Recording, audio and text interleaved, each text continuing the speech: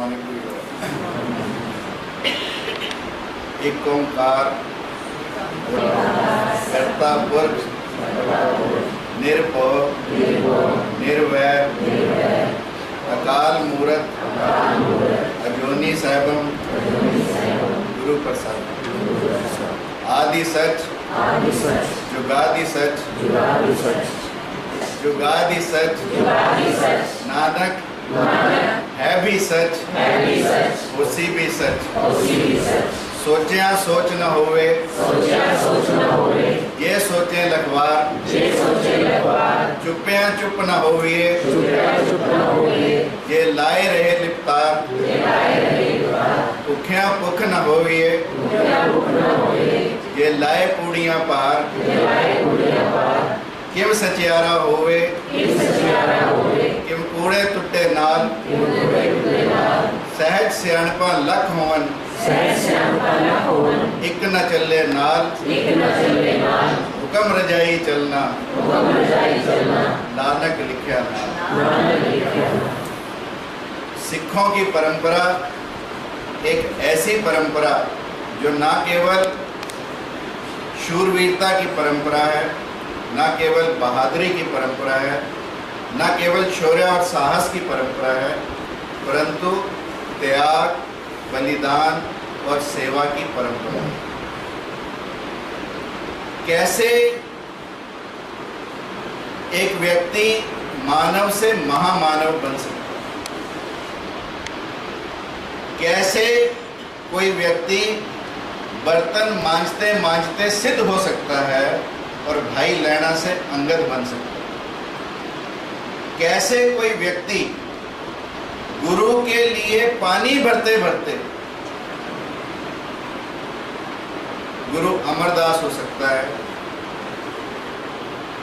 ये परंपरा व्यक्ति को मानव से महामानव बनाती, व्यक्ति के अंतर चक्षु को खोलती है, यानी हमारे चर्म चक्षु नहीं, हमारे ज्ञान चक्षुओं को निखारती है, ज्ञान चक्षुओं को हमें देखने की क्षमता पैदा करती है।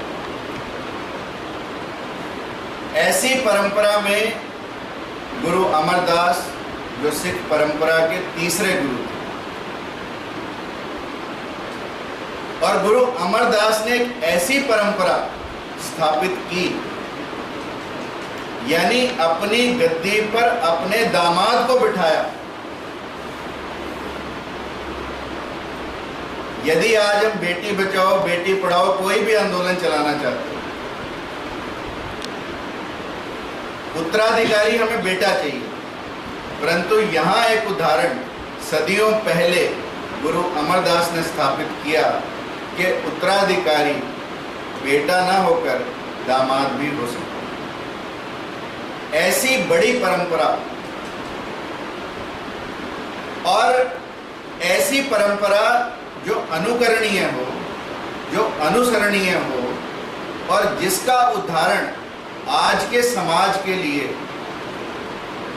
जितना महत्वपूर्ण है, क्योंकि आज बेटियों की संख्या कम हो रही है, और आज यदि हम गुरु अमरदास की सीखों पर चलते हैं, कि सिखाए मार्ग पर चलते हैं, तो निश्चित रूप से हम जो परंपरा को आगे बढ़ाएंगे वो बेटियों को बचाने की परंपरा होगी।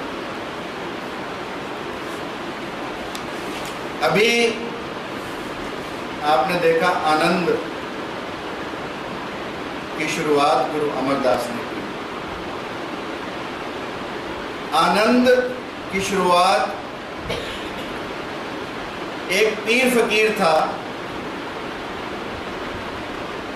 और वो गुरुजी से कोई वरदान मांगने गया, तो गुरु ने कहा कि तू हमारे ही परंपरा में दीक्षित होना चाहता था, गुरु परंपरा में, हमारी ही परंपरा में पैदा होगा। और कुछ ही दिनों में इनके परिवार में ही वो जो सिद्ध था वो पैदा हुआ, और उसके पैदा होने पर जो आनंद मनाया गया और जो वचन गुरु ने उस समय कहे वो आनंद पाठ के रूप में या आनंद कारज के रूप में स्थापित हुए, परिचालित हुए। और सबसे बड़ी बात जो हम गुरु अमरदास के जीवन से सीख सकते हैं कि भगवान को पाने की कोई उम्र नहीं है, गुरु को पाने की कोई उम्र नहीं है, और कोई भी काम करने की कोई उम्र नहीं है। 73 वर्ष की आयु में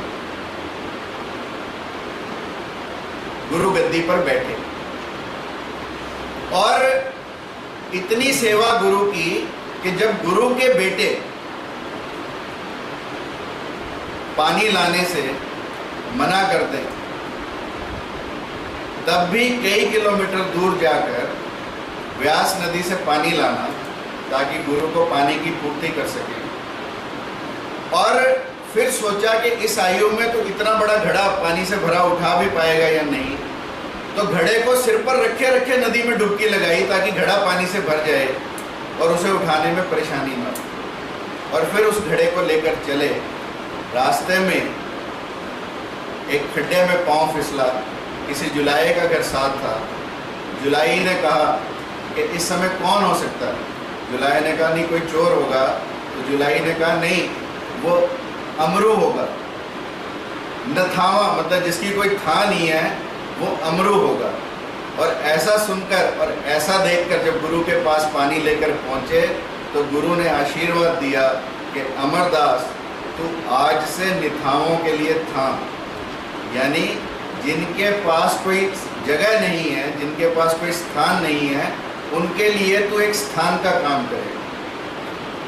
निमतों के लिए मति, यानी जिनके पास मत नहीं है या जिनके पास कुमति है, उनके लिए तू सुमति का काम करेगा।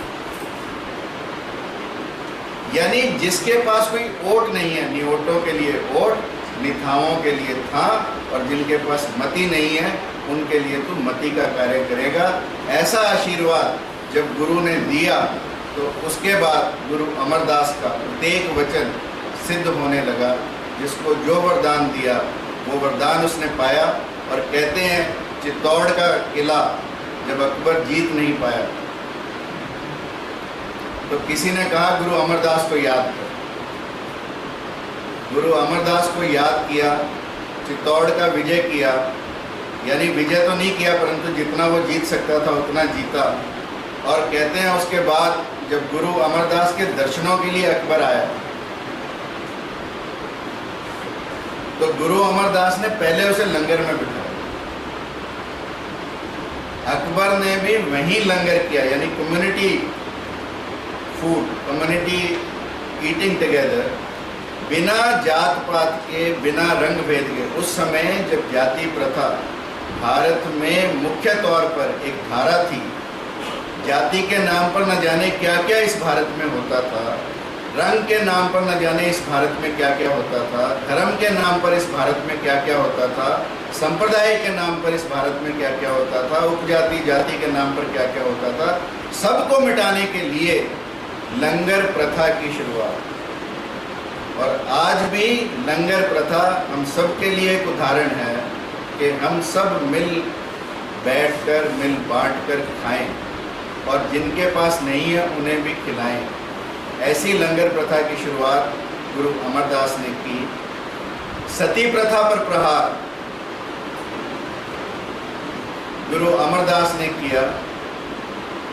और नारी जाति के लिए जितने उद्धार के कार्य, उस समय जब नारी का कोई सम्मान नहीं था, नारी का केवल और केवल अपमान था, उस समय नारी को इज्जत दिलाना, नारी को सम्मान के साथ घर में रखना, ये सब कार्य गुरु अमरदास के जीवन से हम सीखते हैं कि नारी का सम्मान, सती प्रथा का विरोध और अनेकों अनेक ऐसे कार्य, जैसा कि मैंने कहा लंगर की प्रथा गुरु अमरदास ने शुरू की। आज भी सिख परंपरा की, आप किसी गुरुद्वारे में जाओ, बिना भेदभाव के लंगर आपको मिलेगा। कहाँ से आता है, कौन बनाता है, सब परमात्मा जाने, परंतु आपको मिलेगा, 24 घंटे मिलेगा। और लंगर खाने का जो आनंद आप लोगों को आएगा वो शायद भोजन खाने से नहीं आ सकता। पैसा हमें भोजन दिला सकता है परंतु भूख नहीं। इसलिए ऐसी प्रथाओं को शुरू करने वाले भारत में गुरु अमरदास और फिर आगे परंपरा चलती रही। सिखों के 10 गुरुओं के नाम सबको पता है कि नहीं पता? हाँ, प्रथम सुनो सुनो अच्छे से सुनो, जोर से मैम। गुरु नानक ले बिहाए, फिर अंगद गुरु अमरदास, रामदास है हुए सहाय, अर्जन हर गोविंदो, सिमरो श्री हर राय, श्री हर कृष्ण की आइए, विद्युत सब को बिगाए। आज भी बंगला साहब गुरुद्वारे जाओ, हरि किशन जी का, यानी जो मुगल राजा थे, दे वर सरप्राइज कि लोगों के स्किन की डिजीजेस, लोगों की और डिजीजेस सिर्फ छूने मात्र से दूर हो जाती थी। गुरु हरकिशन जी के नाम से बंगला साहब गुरुद्वारा आज भी है जी। तेग बहादुर सिमरिया हर 9 दिन आवे खाए, सब खाई होए सहाय, 10वें पातशाह श्री गोविंद सिंह महाराज, सब खाई होए सहाय, 10वां पातशाह ने दी जो तान तान श्री ग्रंथ साहिब गुरु पाठ दरबार के